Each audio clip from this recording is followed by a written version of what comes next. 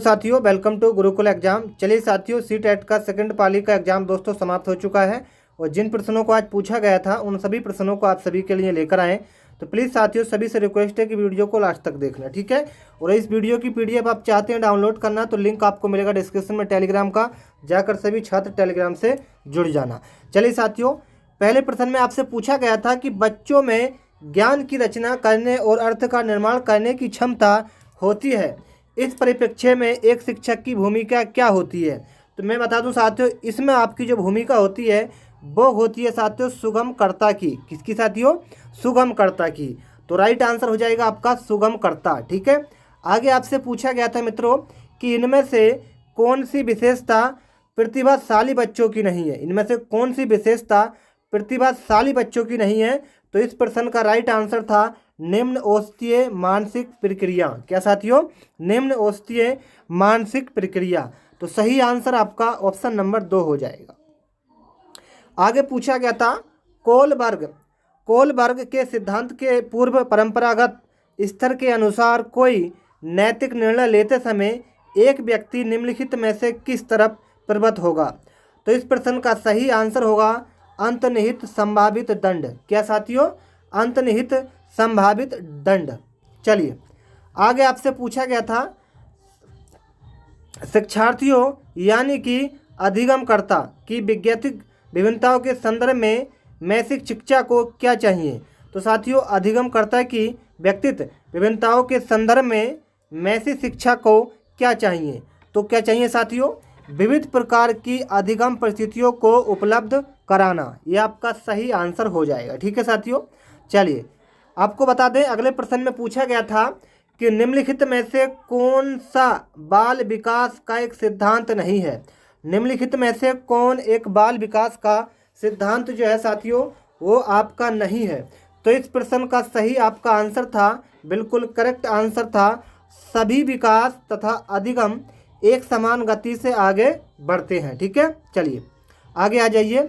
आगे आपसे पूछा गया था निम्नलिखित में से कौन सा आकलन करने का सबसे अधिक उपयुक्त तरीका है।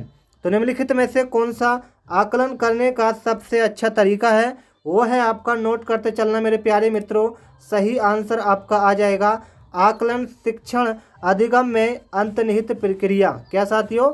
आकलन शिक्षण में अधिगम में अंतर्निहित प्रक्रिया, ठीक है। चलिए आगे आ जाइए। बहुत अच्छा प्रश्न था कि निम्नलिखित में से कौन सा सृजनात्मकता से संबंधित है।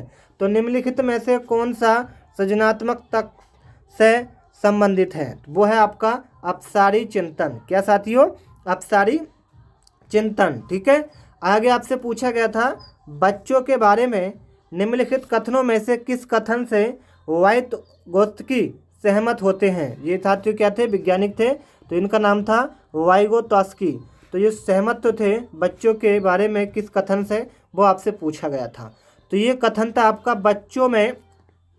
बच्चे में समवयस्कों और वयस्कों के साथ सामाजिक अंतक्रियाओं के माध्यम से सीखते हैं, ठीक है। तो राइट आंसर क्या हुआ आपका? ऑप्शन नंबर 4, ठीक है।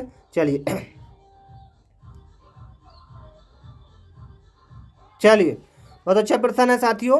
प्रश्न नंबर 9 में केवल ये पूछा गया बच्चे दे रखा है खाली और पूछा था कौन सा कथन इसको सही निरूपित करता है, प्रदर्शित करता है। तो आपको बता दें, बच्चे तो होते जिज्ञासु प्राणी होते हैं जो अपने चारों ओर जगत को खोजने के लिए अपने ही तर्क और क्षमताओं का प्रयोग करते हैं। तो आप समझ पाएंगे राइट आंसर 4 हो जाएगा। आगे पूछा गया है बच्चों की त्रुटियों के बारे में निम्नलिखित में से कौन सा कथन सत्य है, ये पूछा गया था। तो बता दें साथियों, बच्चों की गलतियों के बारे में कौन सा कथन सत्य है। तो ये कथन हो जाएगा बच्चों की त्रुटियां उनके सीखने की प्रक्रिया का अंग है, ठीक है। चलिए आगे आ जाइए। अध्यापक को ये सुनिश्चित करना चाहिए कि उसकी कक्षा के सभी शिक्षार्थी अपने आप को स्वीकृत और सम्मानित समझें।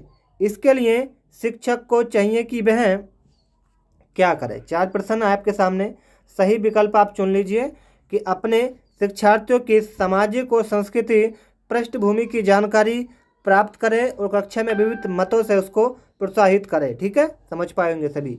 इस वीडियो की पीडीएफ आपको मित्रों मिलेगी टेलीग्राम पर, लिंक हमने आपको डिस्क्रिप्शन में दे दिया है। सभी छात्र टेलीग्राम से जुड़ जाना, और चैनल पर पहली बार आए मित्रों तो चैनल को सभी छात्र क्या करेंगे, सब्सक्राइब कर लेंगे। ठीक है, चलिए आगे पूछा गया, सुरेश सामान्य रूप से एक शांत कमरे में अकेला पढ़ना चाहता है, जबकि मदन एक समूह में अपने मित्रों के साथ पढ़ना चाहता है। ये उनके में विभिन्नता के कारण। तो ये आपका होगा साथियों अधिगम शैली। क्या साथियों, अधिगम शैली। ठीक है, चलिए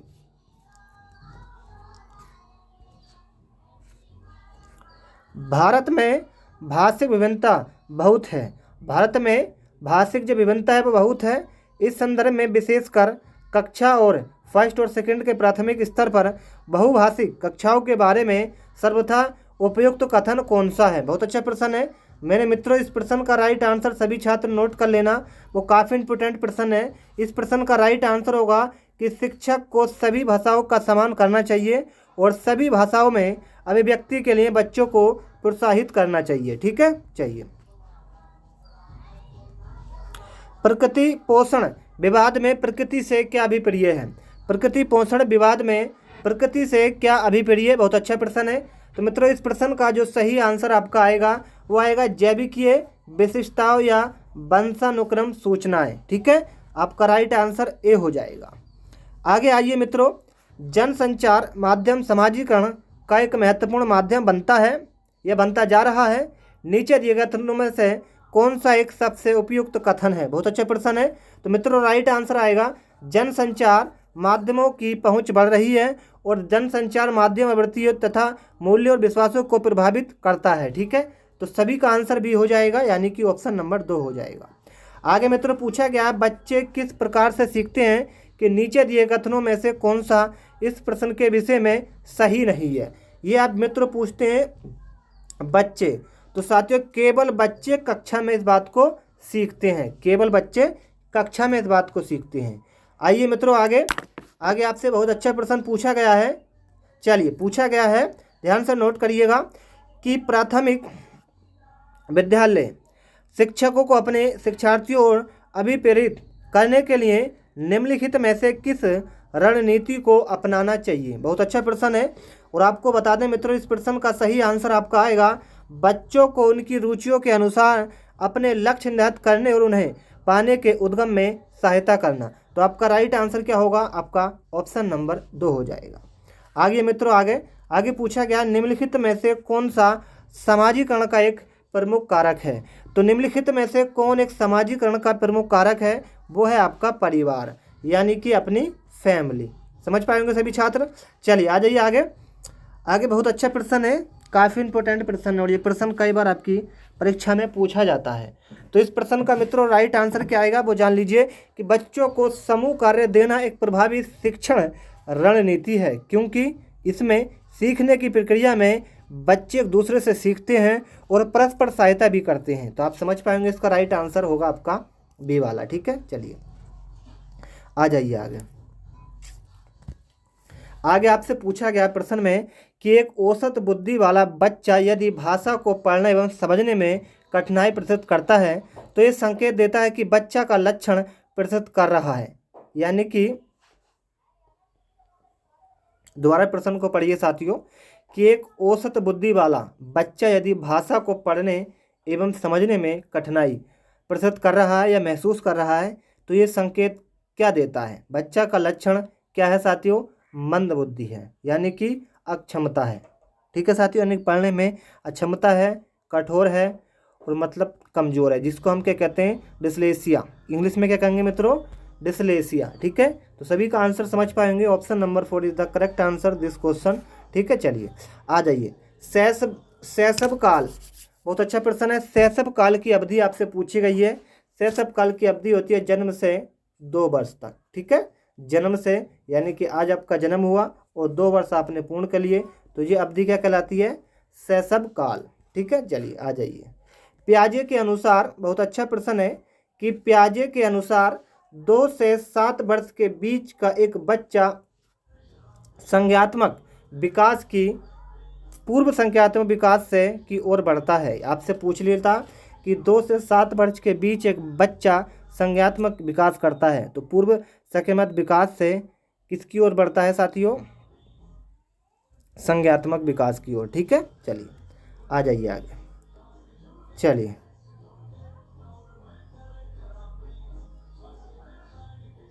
आ जाइए, प्रश्न नंबर 24 को पढ़ते हैं और समझते हैं इस प्रश्न का राइट आंसर क्या आएगा। चलिए ध्यान से पढ़ेंगे सभी छात्र कि जब 22 के संयोग से सामंजस्य कर लेते हैं तो बच्चे के वर्तमान स्तर के प्रदर्शन को संभावित करता है, क्षमता के स्तर के प्रदर्शन की तरफ प्रगति क्रम को सुगम बनाते हैं, यानी कि सुगम बनाते हैं।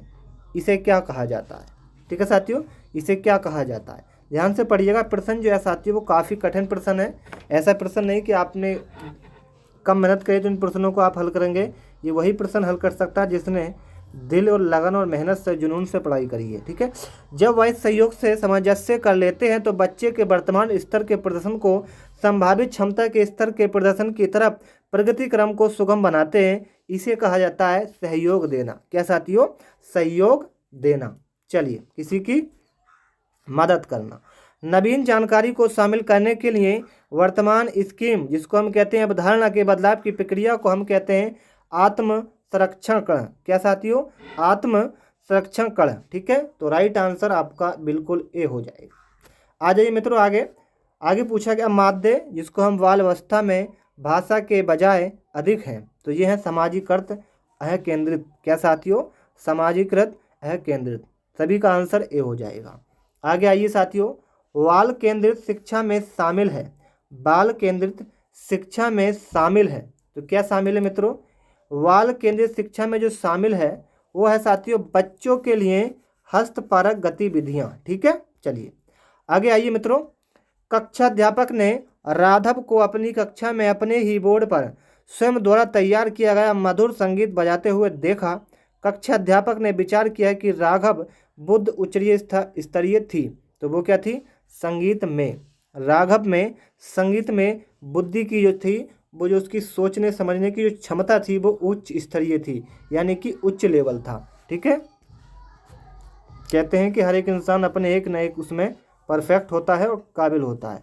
कि जब एक शिक्षक ये समझता है कि स्वाभाविक रूप से लड़के गणित में लड़कियों से अच्छे होते हैं। ध्यान से पढ़िएगा कि जब एक शिक्षक ये समझता है कि स्वाभाविक रूप से लड़के जो होते हैं गणित में लड़कियों से अच्छे होते हैं, ये दर्शाता है कि अध्यापक क्या है? लिंग जेंडर पक्षपाती है। ऐसा बिल्कुल नहीं होता साथियों, लिंग जेंडर पक्षपाती है। ठीक है साथियों, यानी कि शिक्षक जो है साथियों वो क्या है? एक पुरुष है, इसलिए इस बात को कह रहा है। अगर लड़का होता या पुरुष महिला होती तो इस बात को नहीं कहता।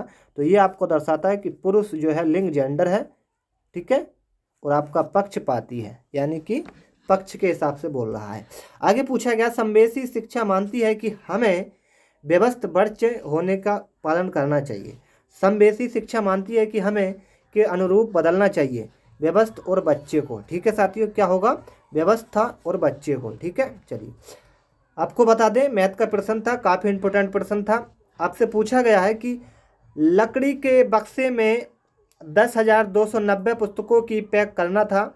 लकड़ी के एक बॉक्स था जिसमें 10,290 पुस्तकों को पैक करना था। यदि एक बक्से में 98 पुस्तक पैक होती हैं तो एक ऐसे और एक बक्से का मूल्य 518 रुपये है। तो पुस्तकों को पैक करने में बक्सों की कुल संख्या का मूल्य आपसे पूछा गया। आपको करना क्या है साथियों? मैं आपको बता दूं, यदि एक बक्से की कीमत इतनी है और एक बक्से का मूल्य भी इतना है तो आपको सबसे पहले एक बस्ती करनी है और इसके बाद आपको 98 गुणा 518 कर देंगे तो आपके सामने वैल्यू आ जाएगी। और एक बक्सों में कुल पुस्तकों को, मतलब लकड़ी के बक्सों को इतने पुस्तकों को पैक करना है। ठीक है, और यदि एक बक्से में इतनी पुस्तकें पैक होती हैं तो एक बक्से का मूल्य इतने रुपए है। तो सबसे पहले साथियों इतनी क्या है पुस्तकें हैं और एक बक्से में इतनी आती हैं, तो इसको क्या करना पड़ेगा? इसको आपको डिवाइड करना पड़ेगा। किससे? 98 से। तो उसकी वैल्यू लिख कर आएगी, जो वैल्यू आएगी वो इससे आपको गुणा करनी है, तो आपको बक्सों का कुल मूल्य आपको पता चल जाएगा। ठीक है, तो आप समझ पाएंगे इसका राइट आंसर ये आएगा 54,390। ठीक है, समझ पाएंगे सभी छात्र। चलिए हल करने में काफ़ी समय लगता है, मैं इस क्लास के अंदर आपको सिर्फ आंसर बता रहा हूँ कि आंसर क्या आएगा। ठीक है, चलिए प्राथमिक स्तर पर लंबाई को मापना विषय पढ़ाने के लिए कौन सा श्रेणी क्रम उत्तम है। ठीक है, तो ये श्रेणी क्रम मैंने आपको बता रखा है। इस श्रेणी क्रम का सही आंसर मैं आपको बता देता हूँ, ध्यान से नोट करिएगा। चलिए, प्राथमिक स्तर पर लंबाई को मापना। चलिए, ये प्रश्न का साथियों आंसर जो है साथियों वो सारणी के अंदर नहीं है, यानी कि पीडीएफ के अंदर नहीं है, क्योंकि टीम ने इसको प्रश्न समझने में थोड़ी कठिनाई हुई, इसका उत्तर नहीं मिला। तो ये प्रश्न हम आपको कम्युनिटी पर बता देंगे या टेलीग्राम पर बता देंगे। ठीक है, तो अगले प्रश्न का आंसर आपको जरूर बताएंगे। कोई कोई प्रश्न ऐसा होता है कि थोड़ा कठिन लेवल का आ जाता है, जिसे समझने में आपको दिक्कत आती है। चलिए, इस पर है कि चौथी कक्षा के विद्यार्थियों के लिए अधिगम उद्देश्य दिया गया है। विद्यार्थी दशमलव वाली दो संख्याओं की, जो कि दशमलव के 2 स्थान तक है, को क्रम रखने और उनकी तुलना करने की योग्यता रखता है। ये अधिगम का उद्देश्य उल्लेख करता है। तो ये करता है विशेषात्मक ध्रेय। क्या साथियों? विशेषात्मक ध्रेय। चलिए, आगे पूछा गया है कक्षा इसमें सममिति और परिवर्तन की ज्यामितीय संकल्पनाओं की वृद्धि के लिए निम्नलिखित में से कौन सा व्यवहार कौशल उपकरणों की आवश्यकता है? तो यह है आपका बिंदु शीट डॉट पेपर। क्या साथियों? बिंदु शीट डॉट पेपर। ठीक है, चलिए आपको बता दें कक्षा 5 में गणित की पीरियड में ये वाद विवाद रखा गया कि शून्य सबसे अधिक प्रभावशाली संख्या है। ये क्रियाकलाप बच्चों को प्रत्याहित करता है। तो ये करता है विशेषण और संप्रेषण में, काई में विशेषण और संप्रेषण में। यदि एक शिक्षार्थी की संख्या और परिकलन की समस्या हो रही है तो उसमें असमर्थता हो सकती है, जिसका नाम क्या है साथियों? गणितीय अक्षमता, यानी कि जिसको इंग्लिश भाषा में कहेंगे डिस्कैलकुलिया। क्या साथियों? डिस्कैलकुलिया। चलिए आ जाइए आगे। प्राथमिक स्तर पर विद्यार्थियों के लिए व्यवहारिक उपकरणों का महत्व है, क्योंकि ये बहुत मदद करते हैं। तो ये करते हैं मूल गणितीय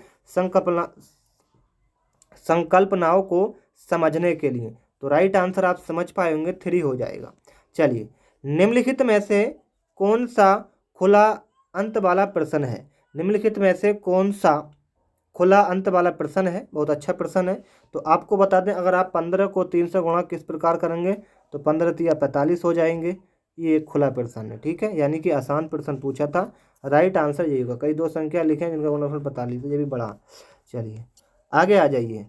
कक्षा 2 के कुछ विद्यार्थियों को हासिल वाले 2 अंकों की संख्याओं के जोड़ में कठिनाई का सामना करना पड़ता है। इस समस्या का क्या कारण है? क्योंकि पुनर्समूहीकरण की प्रक्रिया को समझ का अभाव, ये पूछा गया है प्रश्न के अंदर। प्रश्न काफ़ी कठिन प्रश्न है, और आप जानते हैं कि सीटेट में कठिन ही प्रश्न आते हैं, इजी नहीं आते। चलिए अगला प्रश्न को देख लीजिए साथियों कि प्राथमिक स्तर पर गणित की अच्छी पाठ्य पुस्तक के लिए निम्नलिखित में से कौन सी विशेषता महत्वपूर्ण होती है? तो उसमें अवधारणाओं का परिचय संदर्भ के द्वारा दिया जाना चाहिए। ये अवधारणा विशेषता महत्वपूर्ण होती है। बाकी आपका राइट आंसर ए हो जाएगा। आगे पूछा गया बैन हिले के ज्यामितीय स्तर के अनुसार जो विद्यार्थी आकृतियों को दिखावट के अनुसार वर्णित और वर्गीकृत कर सकते हैं वे स्तर 0 मानसिक चित्रण होते हैं। ठीक है साथियों, आपका राइट आंसर 4 होगा। क्या